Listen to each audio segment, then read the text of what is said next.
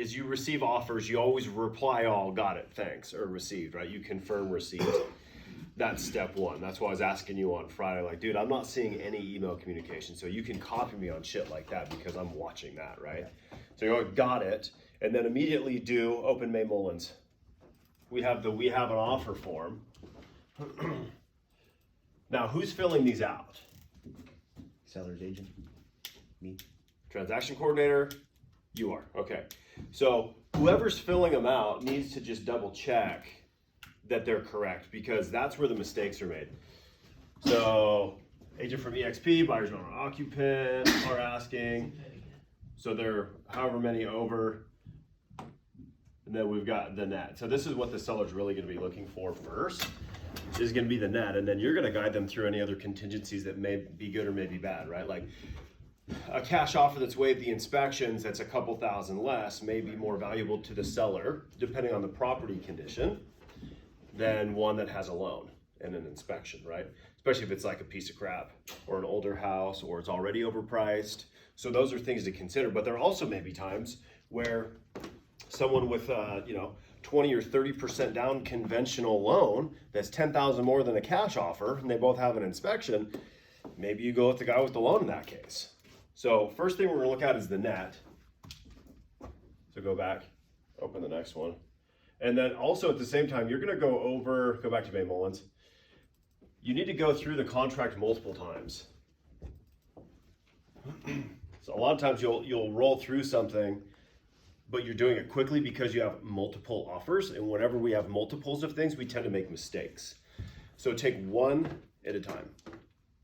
Just like with Camerzels, they're building 35 houses. There's no way for them to actually do 35 houses if they're working on all 35 at a time. You concentrate on this one until you've worked it all the way through twice, right? Yeah, so inside of the we have an offer, you're gonna need to have to add yourself as a listing agent. Boom, first mistake, right? As well as your license number. Is that the seller's name? Yes. Okay, we'd have to double check that tax ID is correct, right? So you easily could pull up the MLS real quick.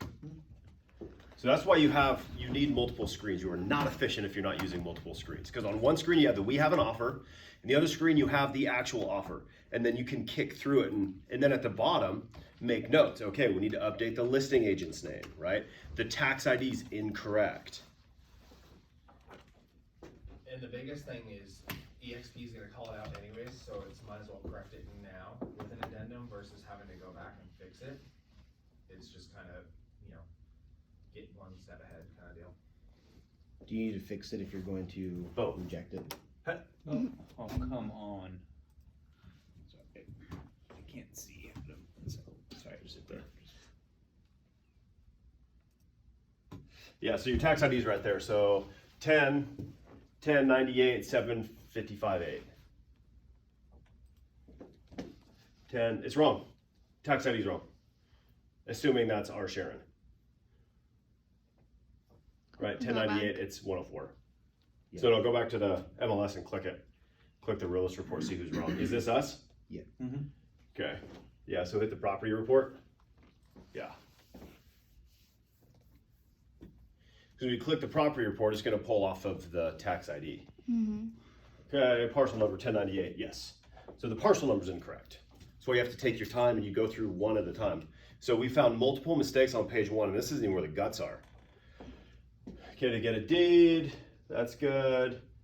Cooktop, dishwasher, disposal, microwave, oven, range hood, fridge. Okay. MSL.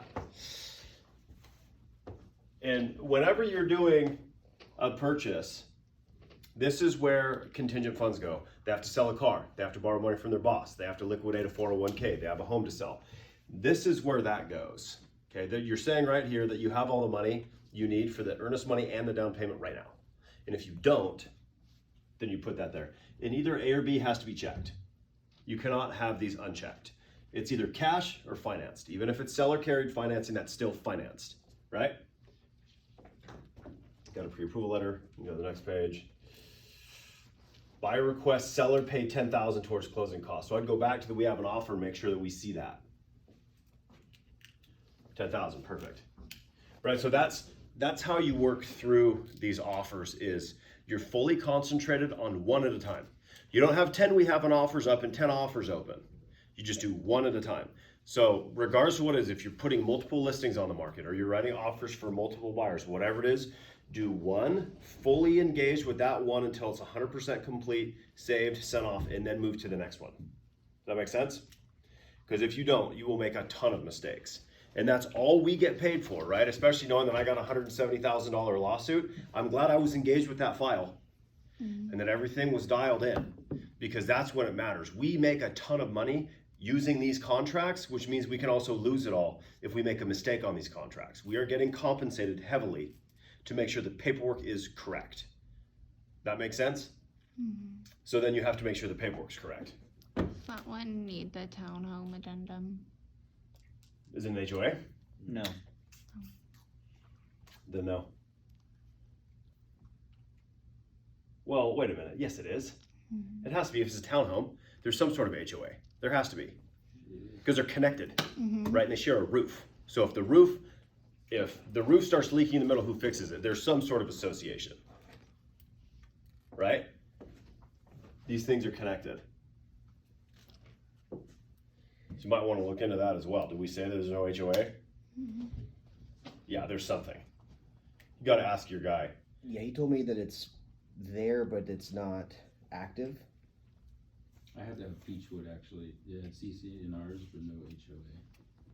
There's got to be some sort of shared agreement then for maintenance on common stuff. Right? You're sharing a driveway, you're sharing a wall. There's something. You might want to call the title company. Okay. Be like, what up? What's on there? There should be something recorded there. Okay. So we go through, Sorry. right? We get all of our we have an offers. And so the big takeaways is the bottom line, right? And then any other contingencies. Do you have any that are cash? No. Okay. So here's the hierarchy. Cash is best, then conventional, then lowered percent down payment conventional, and then government loans. And the absolute worst ones are VA. FHA and USDA are about the same. Right, so now we go, okay, we have a net, so there are no cash ones. Who's got the biggest down payment? And what are they willing to pay, right? Yeah. Who's got a small down payment, but is a good loan type, which is conventional. So I want these guys competing first, and then if you have to, you get into the government loans. If at all possible, you don't want this. VA's appraisal process is completely different. They're gonna be harder on the value and harder on the property condition. It may appraise as an FHA. It'll probably definitely appraise as a conventional, but it may not appraise at the same value as a VA, because they can't use the same comps that conventional and FHA do. Make sense? So we're responding, we're letting our client know as soon as the offers come in, right? If we go back to the real estate agency disclosure pamphlet. Yeah, get it down. Or PAMP. There it is. That's an ugly one. This is not the one. That's fine. It's revamped. To present all written offers, notices, communications to and from parties in a timely manner without regard to whether the property is subject to a contract for sale or the buyer is already part of the contract to purchase. That's our second affirmative duty, is to make sure that when you get the offer, your seller's aware of it immediately. Right? So if you got a bunch of offers on Thursday and your seller didn't know until Monday, you would have breached that and you could be in a lot of trouble. Right? And that's why we just email them over. Hey, sent you another offer, there's gonna be a ton more coming in, just want you to have it. Then you would have an email string showing like the offer was presented. The seller was made aware of the offer. Because what'll happen here when you have multiple offers, someone will say, hey, you didn't do your job. You didn't present my offer. You say, no, I did. I presented it 16 minutes after I received it. Here's the emails with the seller. They saw it, they were aware. They just didn't like it. You send the actual offer contract over? Contract and then we have an offer. Every time. You go, oh shit. But, right, because you haven't presented it to them if you haven't seen the contract. You're just giving them a piece of paper that says what it is. We'll give them the contract too. And a lot of your sellers they're going to be smart people. And like I have quite a few that actually read all of it. Like I have a question on section 17.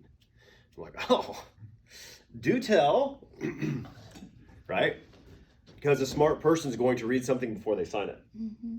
Just like I'm sure all of us read the terms and conditions on our iPhones before we agreed to them, right? And Apple has you say, yes, I read it twice. You notice that? It's twice now. That's how I got U2 on my phone forever. Say what? That's how I ended up with U2 on my phone forever. Yeah, right? Fuck those guys. So my biggest thing with this one right now, we have a good 20% down conventional offer.